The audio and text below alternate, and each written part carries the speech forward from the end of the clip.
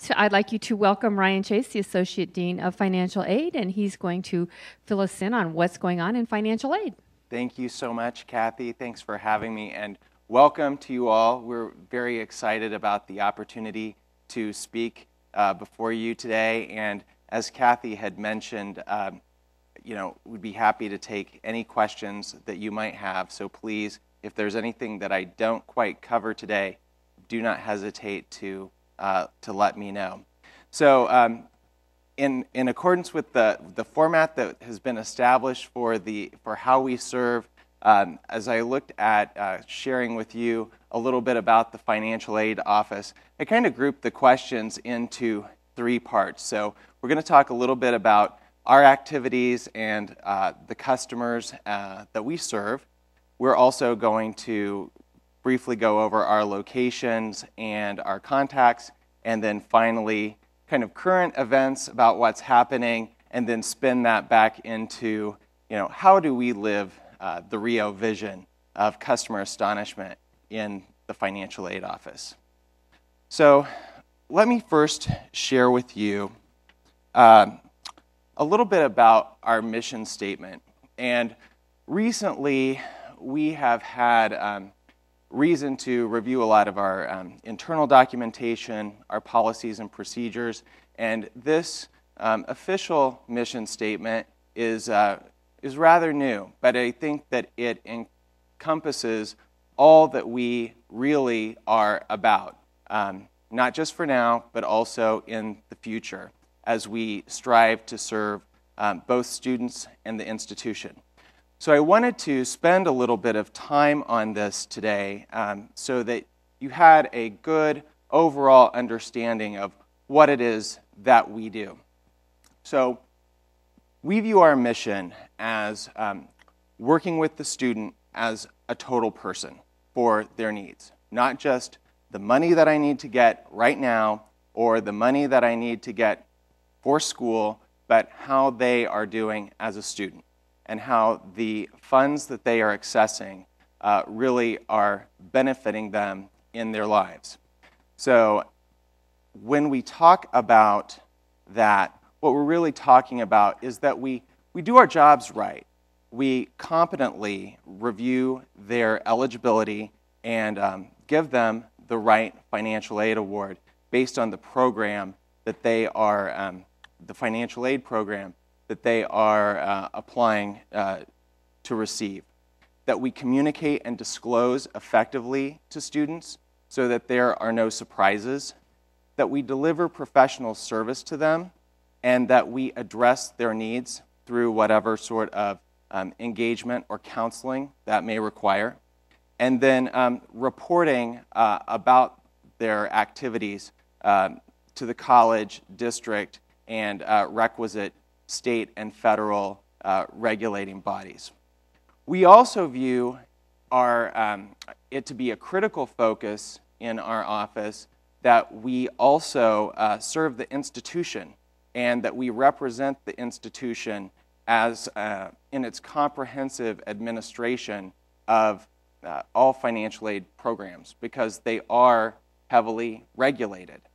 It is difficult to be at that point in an institution where customer astonishment and the rules meet. You know what I'm saying? So we really try to do our very best to meet the guidelines of the Rio Vision, also while honoring the rules and regulations of all of the programs that we administer.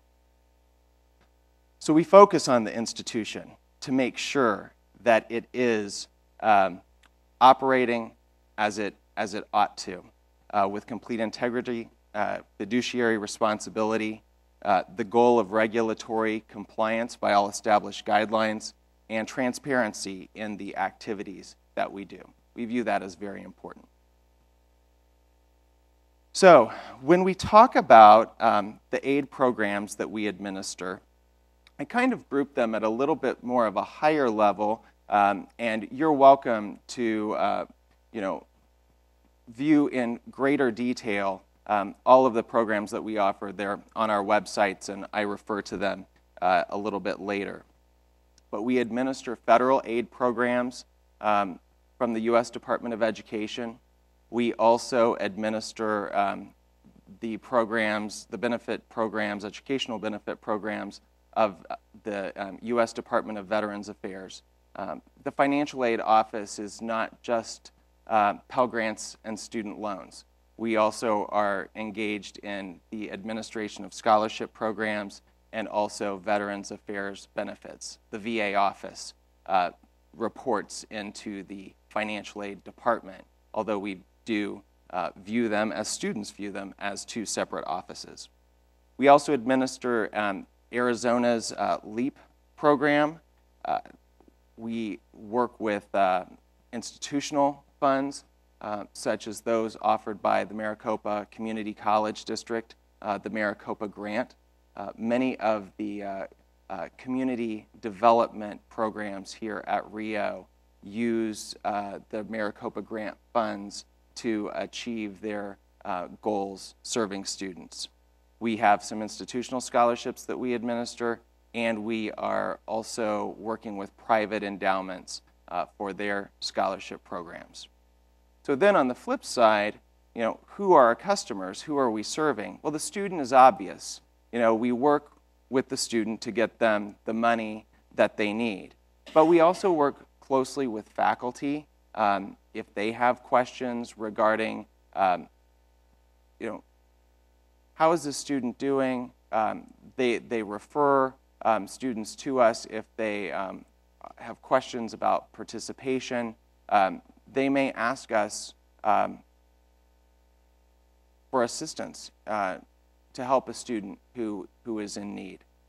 Our other colleagues, we have internal within student affairs. We work very closely with admissions and records, advisement, the instructional help desk, many different constituency groups.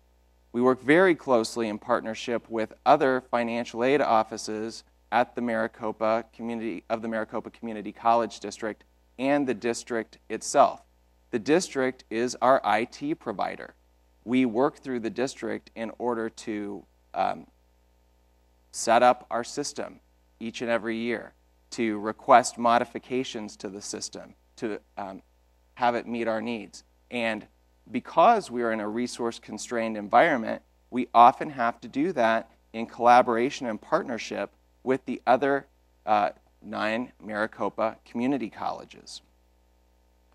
We also engage the higher education community. Financial aid is a bit of a tight-knit group, and there are various national listservs and national conferences, as well as state and regional conferences, where we get together and share best practices. So if a colleague writes you and says, hey, how do you do this? Or I saw that you're doing something a certain way. Can you tell me a little bit more about that? We work with them almost as internal customers in a collegial fashion, because you never know when you might run into a very unique situation and you may need to reach out to a colleague at another institution.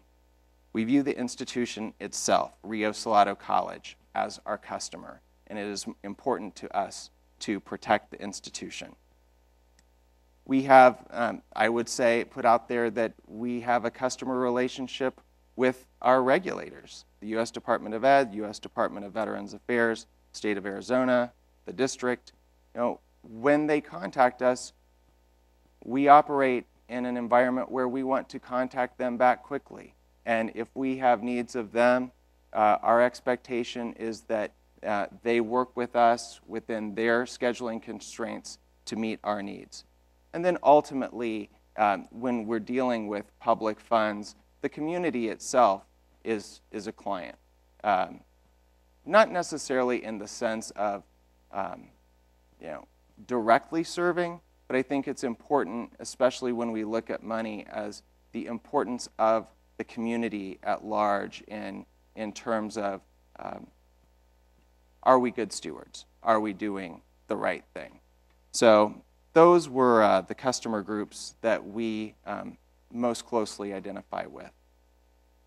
So talking about our locations, we actually are very much an expanding office as Rio has expanded its growth. Our operations are not quite as scalable as we would like for them to be. However, it is what it is in order to be able to operate in our environment of 48 semester block starts each year.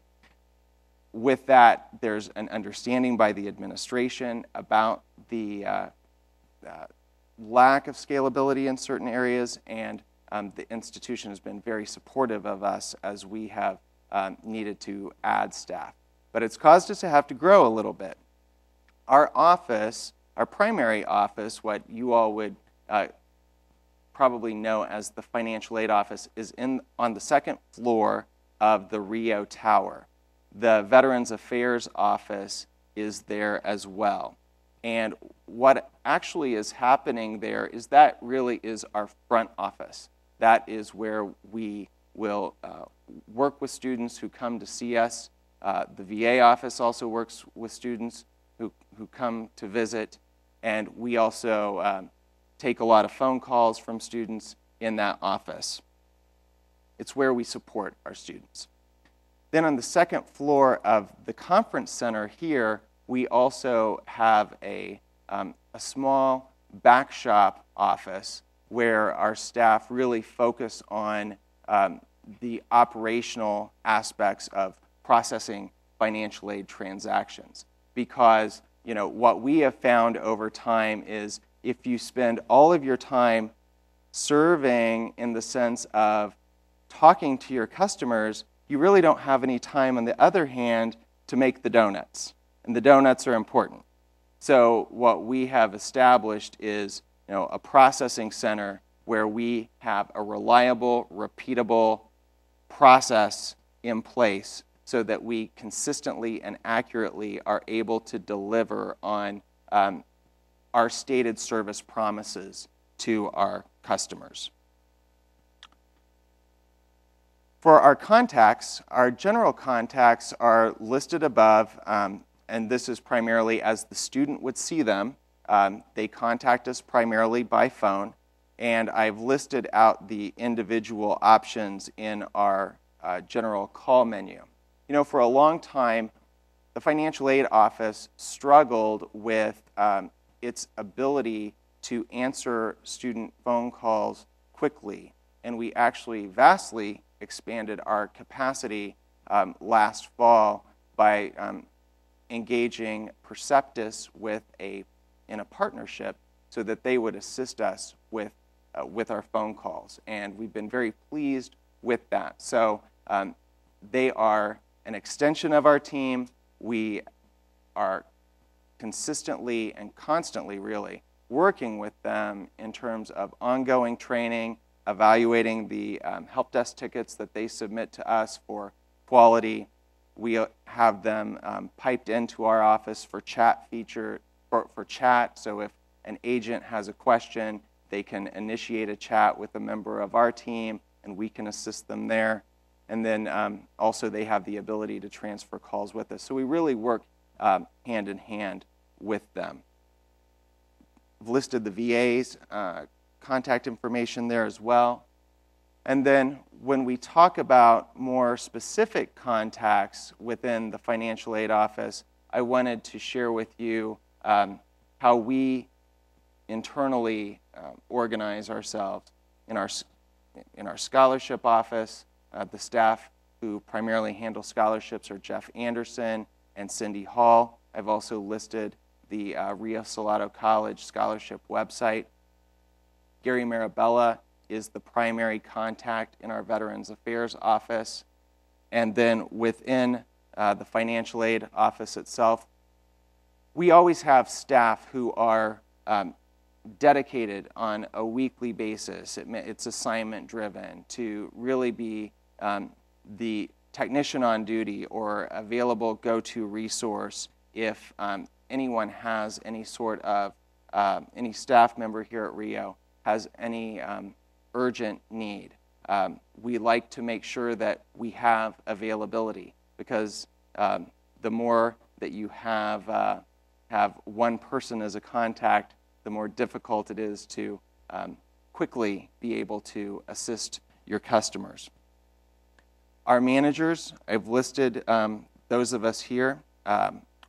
Myself, Jordy Throw, who primarily oversees our front office operations on the second floor of the Rio Tower. Beatrice Cerna, who manages our operations in the processing center. And we currently have a vacancy with our financial aid director, and that position we hope will be filled very soon. In terms of what is new with us, I mentioned the partnership with Perceptus. That's really increased our availability to students. We also have really sought to clarify our processing expectations. So within the last year, we have established priority filing deadlines so that if I'm a student and I absolutely have to have financial assistance in order to start school, it's very important for them to come in with a plan and understand when could I reasonably expect to start and have my financial aid in place to help me. And so we operate not in an environment of trying to process more quickly, but really where we process effectively and thoroughly and on a schedule that is well understood by our students. We also have been working on really improving our own internal documentation, our own policies and procedures, and any new process that we implement, we also are working on always having that documented as well. So when we talk about examples of customer astonishment, really remember I said that we're kind of in that special spot between astonish your customers and here are the rules.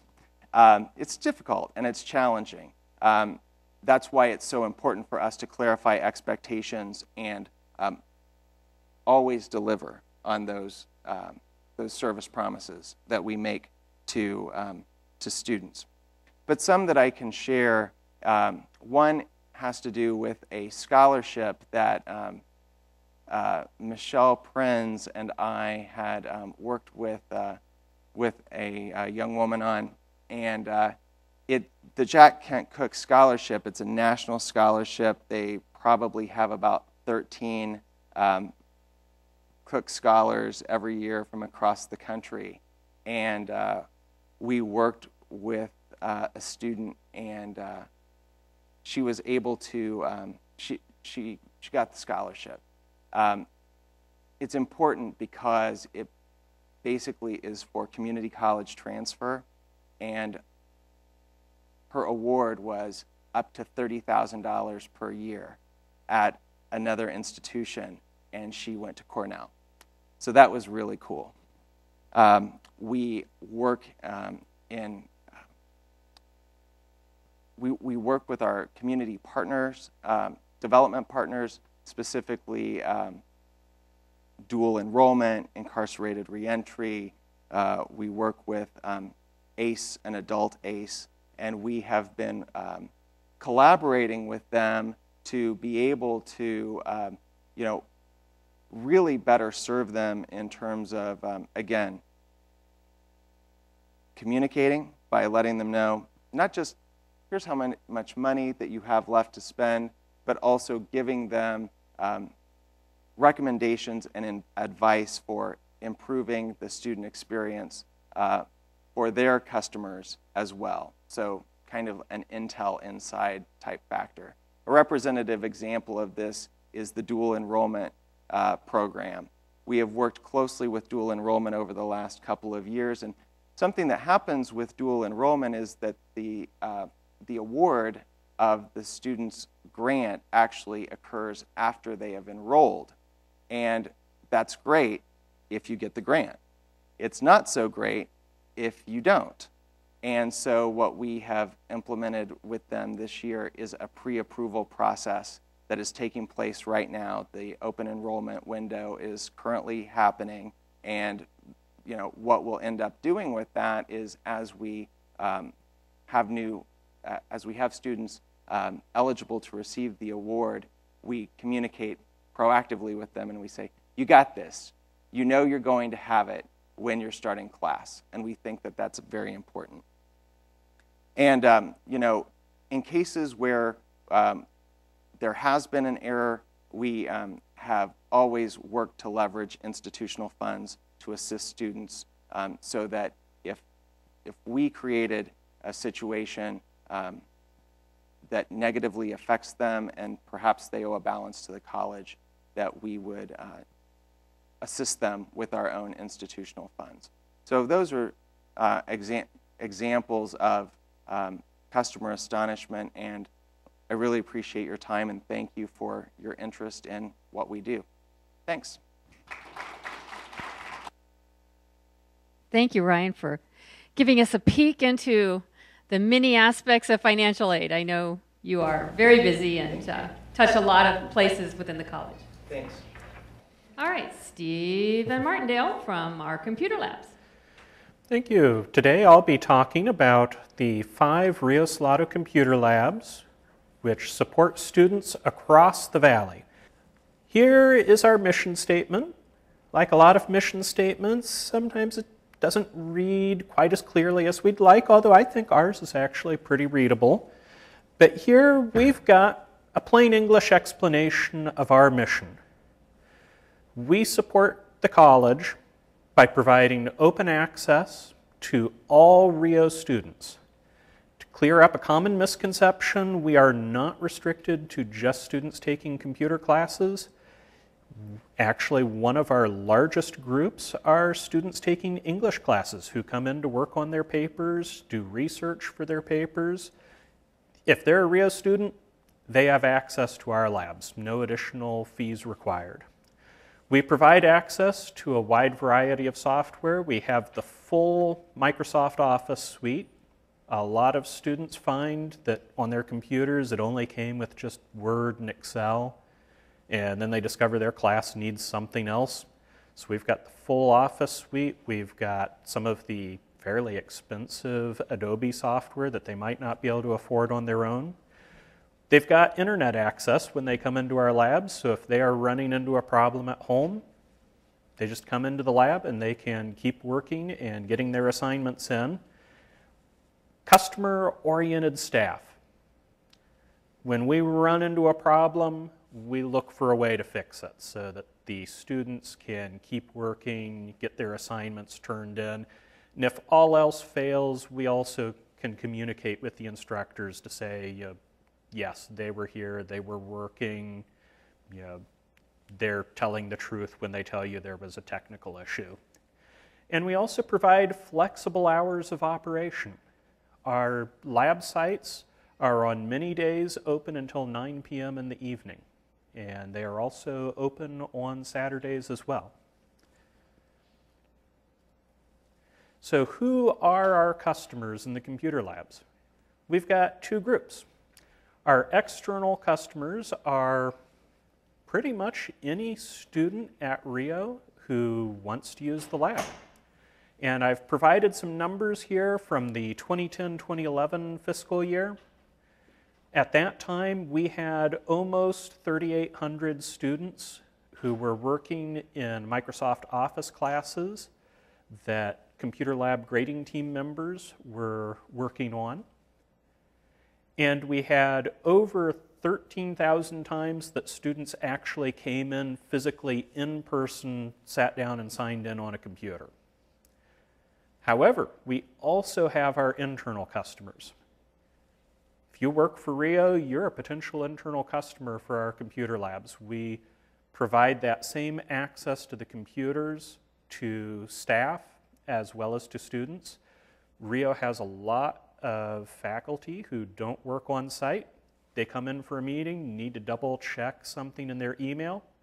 They can come into the computer lab, sit down at a computer, sign in, check their email, take care of whatever it is they need to take care of, and move on. So that They know what it is they needed to know. And we had, in that same 2010-2011 fiscal year, 235 times that Rio staff, faculty, administrators, and also their counterparts from across the Maricopa Community College District signed in on our computers.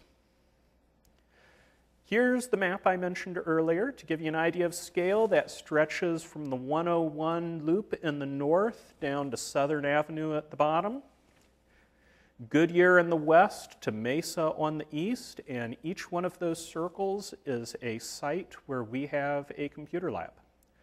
From the Lifelong Learning Center up in the northwest to the Mesa location in the east, our newest lab on the west there, our Avondale location, 5 years old, but still think of it as the new lab.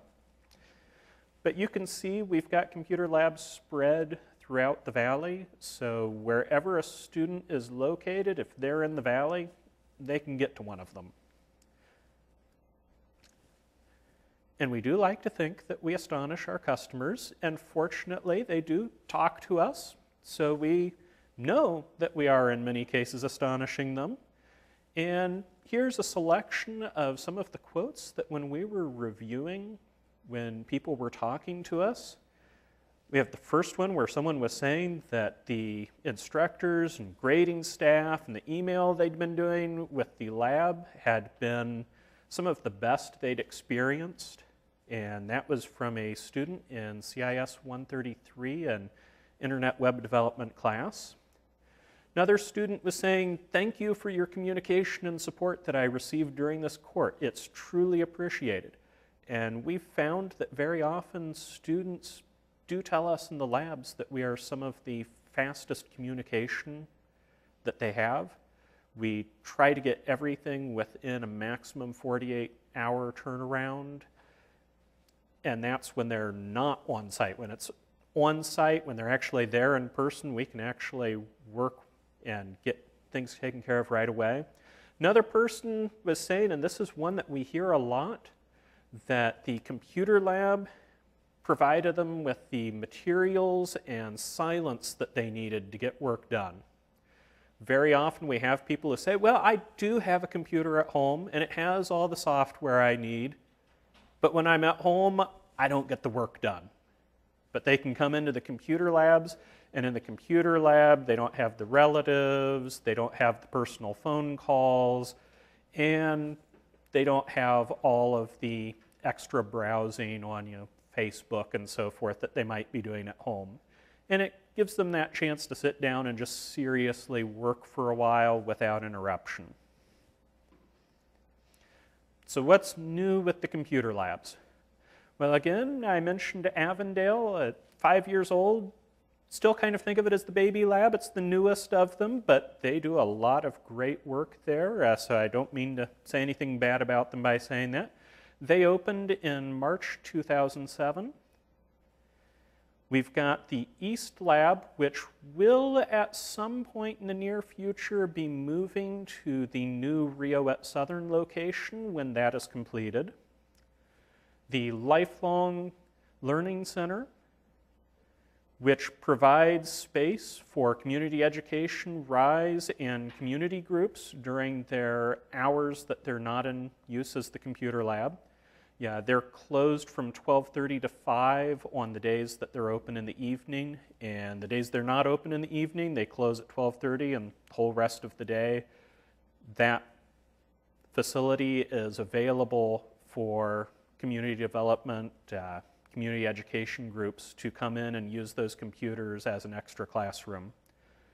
We have our North Lab, which moved to the new Rio at Northern location. Some of you may have known that it used to be at Paradise Valley Mall, but it's now moved a few miles to the west.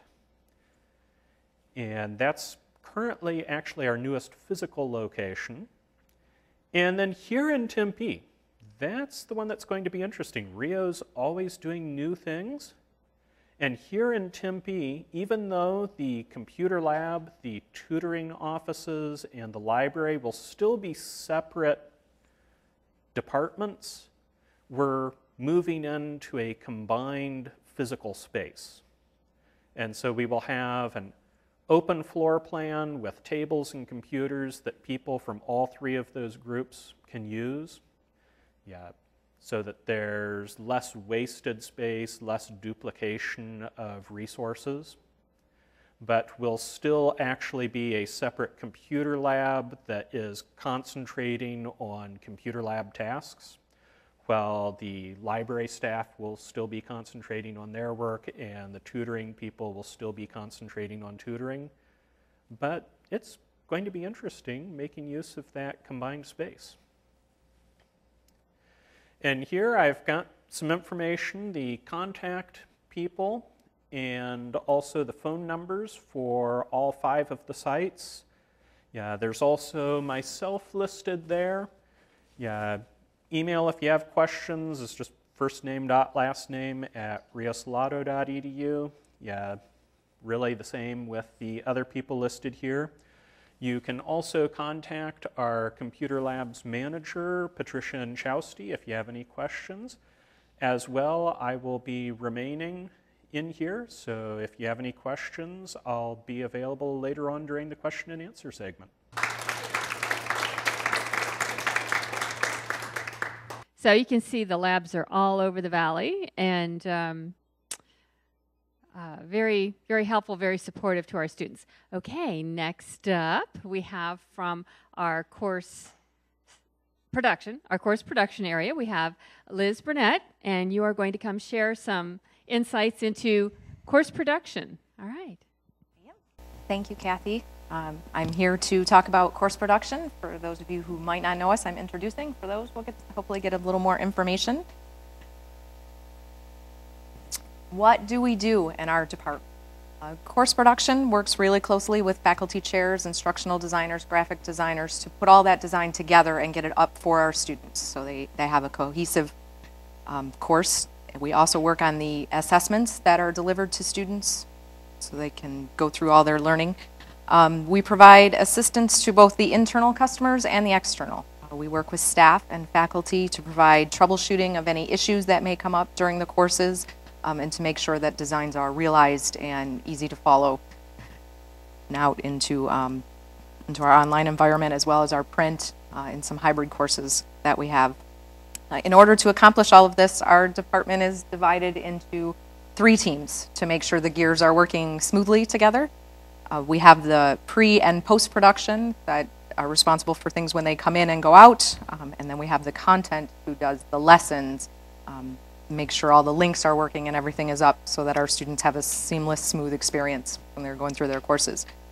We also have the assessment team who works on the assessments, quizzes, essays, any of that needs to assess what they're learning. Talk about the pre and post-production team a little bit. Our pre-production process, we gather all the materials as they come from the instructional designers, graphic designers, any information, they make sure that that's all together. They have all the data that they need. They distribute it out to our teams so that each team can work on their part of the process without having to worry about the course as a whole. They work on their parts. After the teams are done working on their sections and they have everything perfect, it comes to our post-production team who then gathers it from all the teams, makes sure that it's ready for the final approval and that students are going to be able to go through their course, take their assessments as smoothly as possible.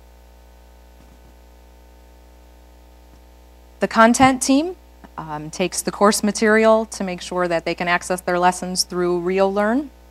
All of their links are there and available. Information changes on a regular basis, so they make sure that the quality is there. They do their proofreading, any problem solving or troubleshooting that may become necessary of why things aren't going smoothly. They interact with all of the other teams, the post-production, pre-production, instructional design, to obtain any information that may have changed recently, anything that's missing, to make sure that it's all ready to go. The assessment team works on the online assessments that are accessed through Rio Learn and also our proctoring centers where students go in and have to be monitored to take their exams. They ensure that all the questions are there, they're up to date, they're accurate, and the grading rubrics are attached as necessary. The students have, or the instructors have all the information needed to give the students their feedback. They also interact with all the other departments and teams to make sure all the information is available in their assessments. And any questions that may come up, they ask first so that the students don't have to after it goes live. Part of our troubleshooting process and making sure everything is perfect, we have help desk responsibilities. Often by the time they get to us, because we don't have direct contact numbers, the student has already spoken to somebody, so we're a second line support. So we make sure we're consistently checking problem solving, troubleshooting, the complex nature of some of these things. Everybody has a different setup at home, and some of these things you just don't find until you get that one odd person that, that takes it there. We provide the quality assurance and make sure that the content and the assessments stay up to date. Everything is still working, even if things change. And we ensure that all of our internal and our external customers' needs have been met. We're located over in the Hohokam building on the first floor, kind of pigeonholed in the corner there. So anytime you want to stop by, go ahead. We're always there to answer questions. Our contact information, we have Penny Frailer is our director. She directs the department functions, makes sure the implementations are going smoothly. Najma is one of our distance learning coordinators. She kind of oversees the workflow of the whole production process, makes sure everything is going and working together. Any interdepartmental communication is being clear. And then we have myself, who's another distance learning coordinator, and I oversee and implement the testing procedures to make sure that our systems are kind of up and running and these links are going to work properly, and are they going to need something, so that we can communicate with the technology help desk and the instructional help desk, so that when these students call in, they don't have to wait to find somebody in another department. Our other coordinator of distance learning is Rosanna. She monitors all our project-based work.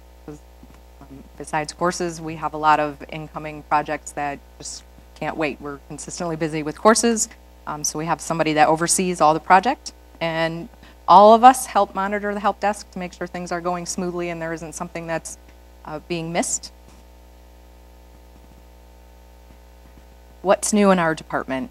Well, for every flex, we consistently update at least 60 new courses. We are actively involved in the new version of Rio Learn that's coming out to make sure that everything is being thought for the courses and the assessments, and our students are going to have a good experience as well. Our course lifecycle has been nominated for the Baldrige AQA Award. I'll talk about that one a little bit on the next slide. And we're currently in the process of enhancing training and knowledge base so that we have a website that's up to improve our communication within the department, but also to have it available for other people who may have questions on what's going on. What's your process? What do we need to give you, or what can you give us to help us move our processes forward? An example of customer astonishment.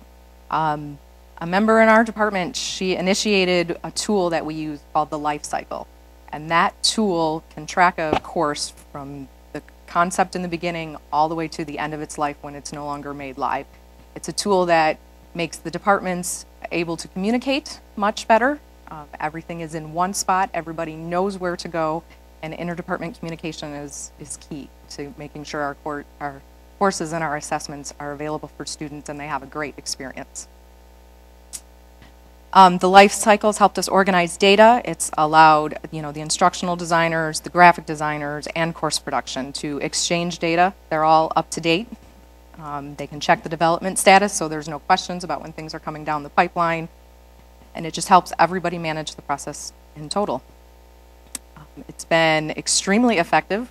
Like I mentioned on the last slide, we've actually been nominated for the Baldrige AQA Award. And that's all I have. If anybody has any questions, I'll be here at the end of the session, or you can come stop by in course production. Everybody would be able to answer your questions.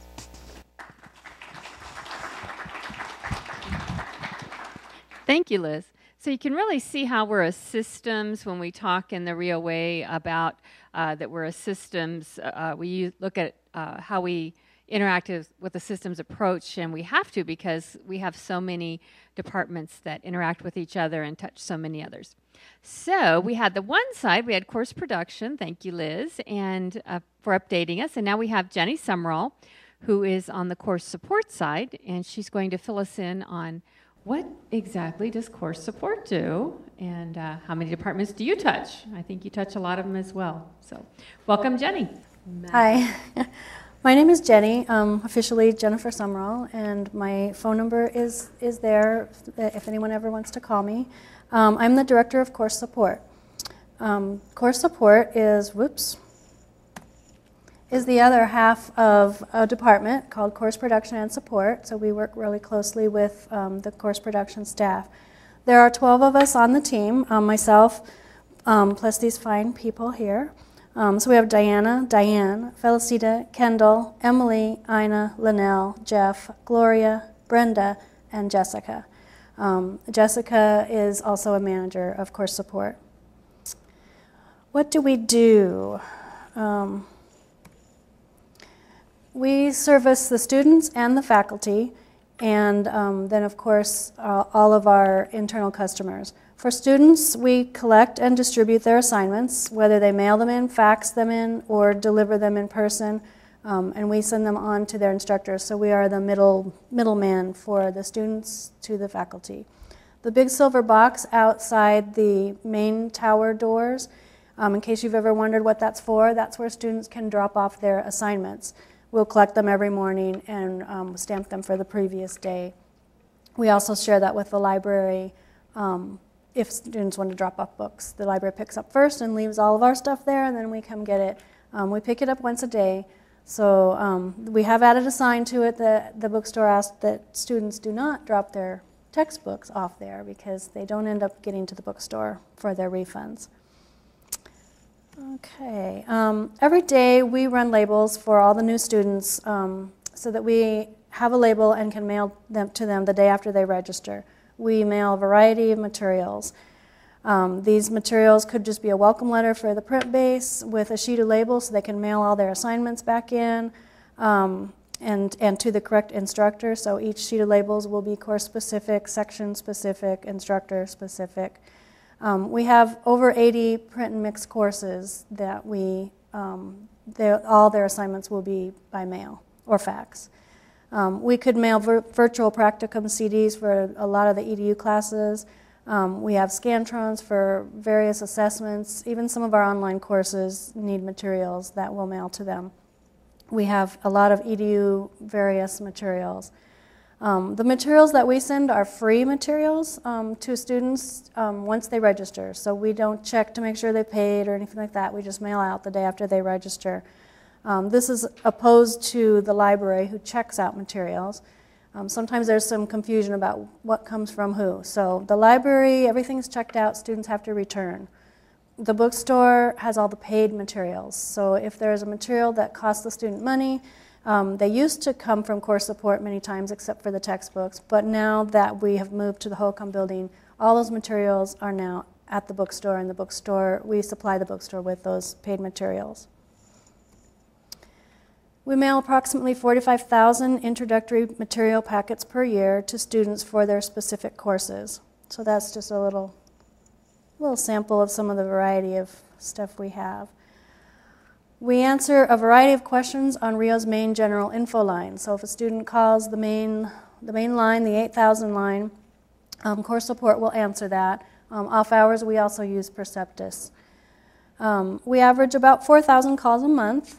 This line is one that you just have to know a little bit about everything that goes on in the college. So these types of meetings are great for my staff because they will get a question, and there's always a new question. Every day there's a question that we've never been asked before. We also have our own course support line, and that would be for students to call in if they're missing their Scantron or they need another one or any type of material that's missing. We also offer lateral service by helping the registration line in peak times, fall, spring, every Monday, year-round. or whenever they need help. If they're low-staffed or they need help during lunch hours, then they'll call us and we'll get off the general info line because we do have Preceptus backing us up, and we'll help out the registration line. We also have schedulers in our department, and we schedule all of the classes available to students in SIS or the Matrix. The Matrix is a non-SIS way of providing a course, usually used for partnerships. We open them as they're needed, we monitor the enrollment, we close them, we cancel them. Some of the other colleges in the district will have different departments doing this function, and everybody's doing their own department. We have one central location for all scheduling, unless it's a special partnership, and then we do have a partnership department that schedules their own.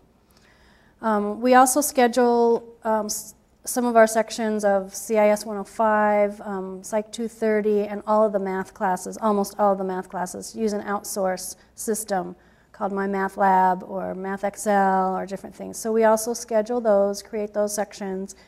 This is just a couple of examples of the types of schedules that students use that depend on what we code in SIS. So also course production works very hard to get the courses up, and the student will not see that correct course if we don't have it coded correctly in SIS. So we work closely with them on the codings that we need to use. This spring alone, spring's over now, but it wasn't when I created this. So the 4 schedulers, which there's 5 in that picture, but 2 of them are part-time right now. So these 4 schedulers alone are creating, monitoring, and maintaining, just in spring, 5,772 sections. The classes in what used to be called the U at Rio magazine, that's another type of scheduling that we help edit and make sure all the classes are listed. We also manage the student and adjunct faculty ID cards. We order replacements, manage the file that goes to the vendors biweekly, and process and file the returns. Students, if they lose their card, can submit a help desk request online at that site there, and we will get the help desk request and order them a new card, checking to make sure they're still enrolled in a class and that their address is correct, or all sorts of reasons they would want to order a new card. It could be on there.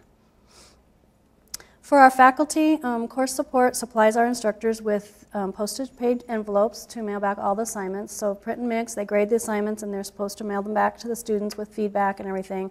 So they get envelopes for that, so they don't use their own envelopes, their own postage. We also, every start date, we will send them labels for all their students starting on that start date, enough labels to mail back all the assignments. So we have other special materials that we can send to instructors. We have criteria, rubric sheets that we can send. Our CPD classes use games that we store for them, and we'll send those out to those instructors as they need them. We mail or courier all assignments and correspondence from the students to our adjunct faculty. Currently, we have over 600 mailboxes, so you can see there how our mailboxes are organized, and it's getting to be a little tight right now. The schedulers also monitor enrollment to pay the instructors the proper load amount each pay period, and calculate the pay based on enrollment changes. So what we do is we create hundreds and hundreds and hundreds of worksheets that then go to business services, and they actually create the online assignment, it's called, but a contract. So they work hard doing that, and that's one of the things they do for those 5,772 sections. Course support also supplies our in-person classes, printed materials, could be special criteria sheets they need, or like our ACE program that has their own special course packets that they wanted their own logo on and stuff like that, so we supply those. Any in-person class that wants us to deliver, we will. We service our internal customers, that would be you. We're eager to serve all departments at Rio. We work closely with course production, who I mentioned, the faculty chairs, the dual enrollment department. We schedule a lot of sections for them. The incarcerated reentry department, faculty services, the library, the bookstore, registration, financial aid, advising, business services, EDU and early childhood departments, curriculum, institutional advancement, programming, auxiliary services, and of course the mailroom, who we keep very busy. We strive to astonish our customers. We are proud to provide the lateral service mentioned in the HLC data that was turned in when we recently got accredited, or hope to be finalized or whatever, by helping the registration with the registration process in peak times. My staff has been fully trained in registration, so we can really be of service to them during their busy times. We feel very honored to have such favorable reports from our adjunct faculty. We try to send out a yearly or 2-year survey to our faculty, and they respond that 94% of the time they were very satisfied with our service. Most of the other 6% was they didn't know who we were and they didn't know what we did, so I guess that's good too. These are just some of their comments that we like to remind ourselves of. You can contact us. We'd love to answer any questions or help you in any way. You can find us on the employee portal under departments. Course production and support are combined, and then you can slide over to the course support department and then on to scheduling if you want. But our contacts are listed on the course support site. So these are our contacts, their emails, their phone numbers, their hours that we try to keep updated with the correct hours. And then our main line is on top and our main emails.